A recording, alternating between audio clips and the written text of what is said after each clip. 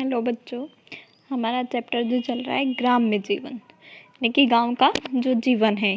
तो इसमें अभी हमने क्या क्या देखा है कि गांव के जो लोग हैं वो बहुत सीधे साधे हैं, है ना। परस्पर एक दूसरे के लिए सहानुभूति रखते हैं, है ना। तो ये सारे भाव किस में होते हैं? केवल गांव के लोगों में। जैसा कि अब हम बड़े बड़े शहरों में जाते हैं तो वहाँ कोई किसी से कोई सहानुभूति, कोई ज़्यादा प्रेम भाव नहीं रखता है। यहाँ तक कि वहाँ क्या होता है, लोग एक दूसरे को, अपने पड़ोसी को भी नहीं पहचानते। लेकिन जो गांव के लोग हैं, तो आप गांव में जाके देखोगे तो सारे लोग क्या है, गांव के एक दूसरे को अच्छे से जानते हैं। अपन उनकी थोड़ी से नाम पता बताओ तो वो लोग उन्हें पहचान जाते हैं।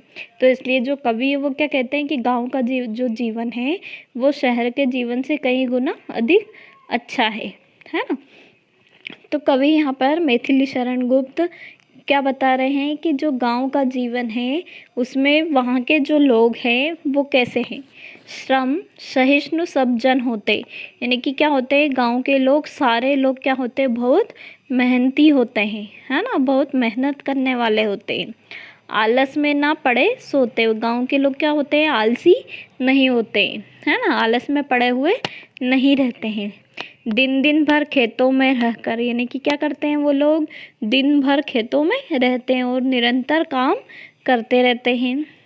फिर क्या होता है, अतिथि कहीं जब आ जाता है, यानी कि वहाँ क्या होता है, गांव में यदि किसी के घर कोई मेहमान आ जाता है तो उसका स्वागत बड़े ही अच्छे से किया जाता है। क्या करते हैं, जैसे कि अब अपन सब लोग गांव के ही हैं तो अपने यहाँ देखते हैं कि अपने आस पड़ोस में कोई मेहमान आता है ना, कोई आता है तो क्या करते हैं, हम भी उसे बुलाते हैं अतिथि, उसका सत्कार करते हैं, यानी कि चाय पिलाते हैं, है ना। ज़्यादा अच्छा प्रेम, सगा संबंधी हो तो उसको खाना भी खिलाते हैं।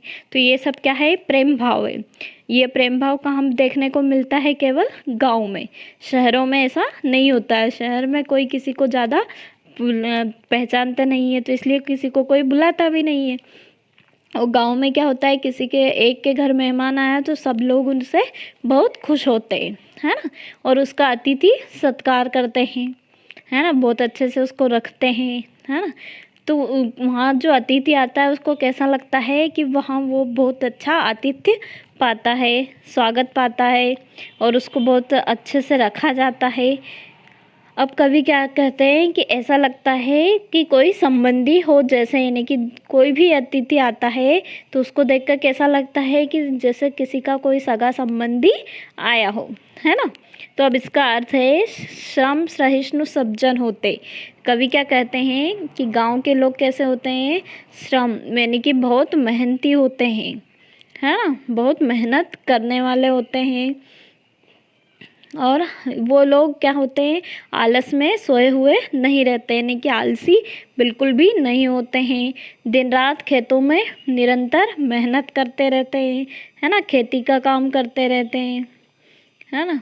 और क्या करते हैं गांव के लोग, अतिथि कहीं जब आ जाता है, यानी कि गांव में यदि कोई अतिथि कहीं आ भी जाता है तो वहाँ पर उसका स्वागत बहुत अच्छे से होता है, यानी कि जो अतिथि आता है वो पूरी तरह संतुष्ट होकर ही वहाँ से जाता है ना। उसको वे आदर, उसका क्या होता है, वहाँ पर आदर सम्मान होता है ना। तो ऐसा उस अतिथि को ऐसा लगता है कि जैसे कोई सगा संबंधी ही किसी के घर आया हो, वो इतना खुश होकर गांव से जाता है। ठीक है, अब इसमें अभ्यास के लिए कुछ प्रश्न है। तो पहला है, आडंबर और अनाचार किन लोगों में नहीं होता है। ये हमने पहले वाले जो सबसे फर्स्ट वाला वीडियो है उसमें इसका आंसर आपको मिल जाएगा, है ना। उसके जो पद है, पंक्तियां हैं, उसके अर्थ में इसका आंसर मिलेगा। अगला, हवा को किससे बढ़कर बताया गया है। हवा को किससे बढ़कर बताया गया है। अगला, गांव में आंगन तट कैसे होते हैं, कैसे होते हैं, ये आपको देखना है। अगला है, कवि ने नंदन विपिन को किस पर निछावर किया है। किस पर किया है, हमने कविता में पढ़ा है, किस पर किया है ये आपको लिखना है। गांव के घरों की क्या विशेषता होती है, यानी कि गांव के घरों की क्या क्या विशेषता होती है, तो ये इसको आपको थोड़ा लॉन्ग में लिखना है ना। इन सब सारे क्वेश्चन का आंसर कब मिलेंगे आपको, जब आप इन तीनों वीडियो को देखोगे, है ना, उसके अर्थ सुनोगे, तो इसमें ही आपको इन क्वेश्चन के आंसर मिल जाएंगे, ठीक है।